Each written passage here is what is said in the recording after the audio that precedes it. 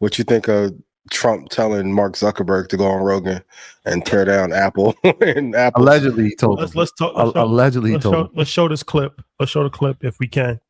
You know, they haven't really invented anything great in a while. It's like Steve Jobs invented the iPhone, and now they're just kind of sitting on it 20 years later. And you know, they actually, I think year over year, I'm not even sure they're selling more iPhones at this point. I think like the sales might actually be declining. I think part of it is that each generation, it doesn't actually get that much better. So people are just taking longer to upgrade than they would before. So the number of sales, I think, has generally been flat to declining. So how are they making more money as a company? Well, they do it by basically like squeezing people. And like you're saying, like having this 30% tax on developers by getting you to buy more peripherals and things that plug into it. You know, they build stuff like AirPods, which are cool, but they've just thoroughly hamstrung the ability for anyone else to build something that can connect to the iPhone in the same way. So, I mean, there are a lot of other companies in the world that would be able to build like a very good earbud, but it just, Apple has a specific protocol that they've built into the iPhone.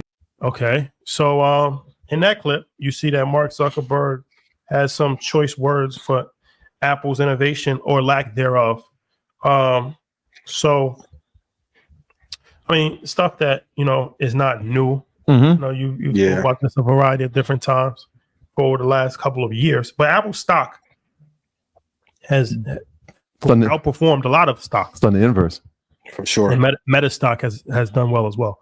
So, A, what do you think of his comments? And B, what does this mean for the outlook of Apple's stock this year and the outlook of Meta's stock this year? Because I see Zuckerberg following Elon's path where he's getting out there a lot more.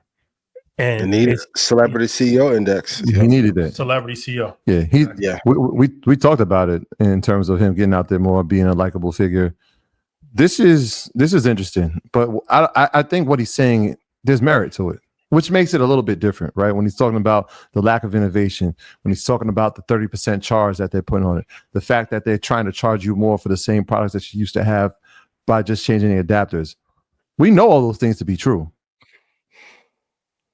From a standpoint of innovation, though, is it a competitor? I know they had the Oculus and he had the Vision Pro. And so there's competition there, and the Oculus has won that competition. They've downgraded the Vision Pro so badly that I don't even think they're trying to sell it anymore.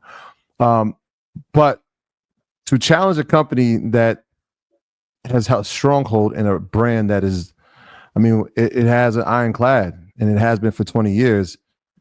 I'm interested to see what the long-term outlook for him on this. Right? Because that's not his strategy. That's never been his strategy to go at CEOs. It's always been this is why we're better. This is why we're better. Not directly talk to CEOs and to the lack of innovation. So I don't know what the long-term play is from Zuckerberg's standpoint. What's your thoughts? I've been telling everybody for the last 3 or 4 years that it's been a little war. Like I saw Cam and Jim get into it, and I hope y'all patch it up. My favorite T to watch, though, is White Tech War CEO T and beef. My favorite category, right? They don't like each other, and they haven't for a long time. Zuckerberg has been swayed as a African-American, not hire, but person who has been to the offices a few times. This war has been ongoing, and although it hasn't been Zuckerberg's strategy to publicly go at CEOs, behind the scenes, he has done this a lot. And this is the reason why Cook doesn't like him. And then you have a big competitor that I talked about last week, Palmer Luckey, where Oculus came from.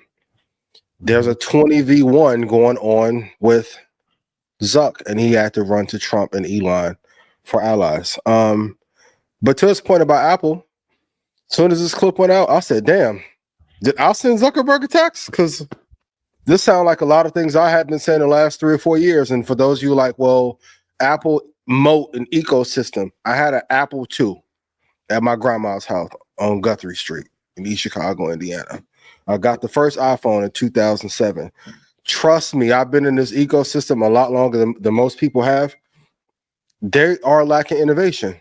And if this phone isn't as valuable as it used to be, it's going to affect the company. It just hasn't happened yet. So do I think they need to innovate? If you read Walter Isaacson's book about Jobs, one of the things that Jobs said, he is a better operator than I, a better potential CEO than I, but he's not a product guy.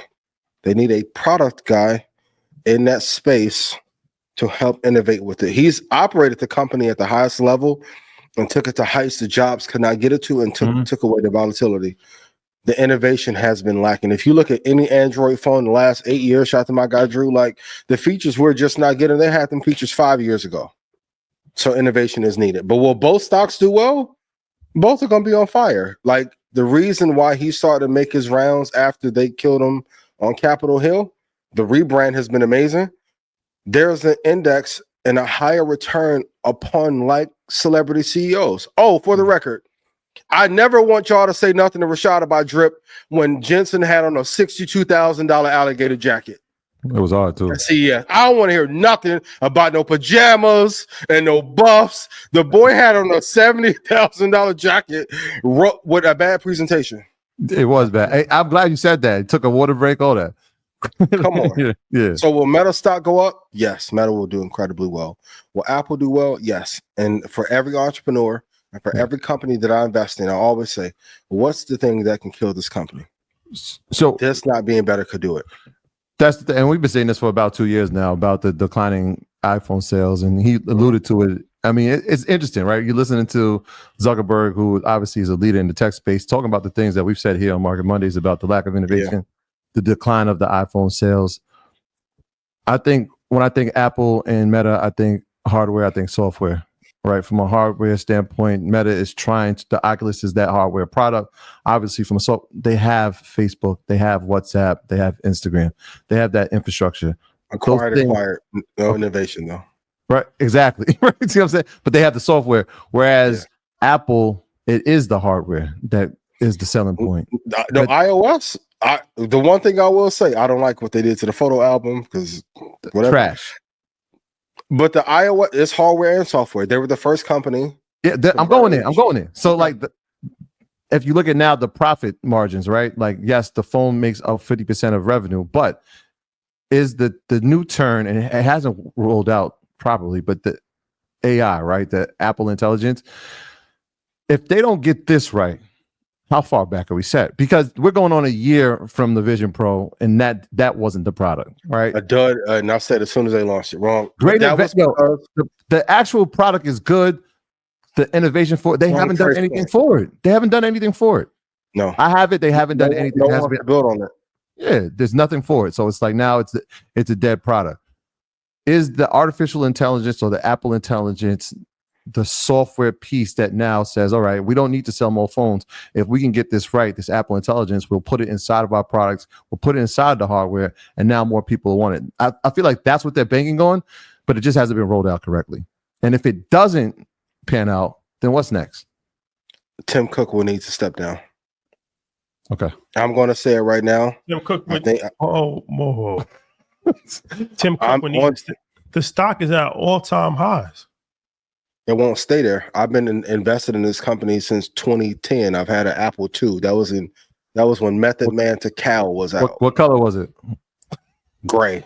Gray. You got to put it a big ass floppy disk in the middle. Yeah. Rashad, and I get it. Trust me, I get it. It sounds crazy, but if it wasn't for that modem ecosystem, the stock would probably be down 30%.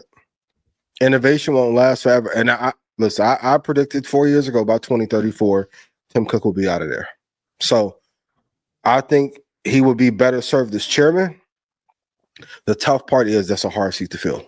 And not many people at HQ want to even ruffles Tim's feathers. Steve gets a lot of, and some of it deserved, lore about being a harsh leader, but man, Tim cracks that whip up there at HQ in that little spaceship.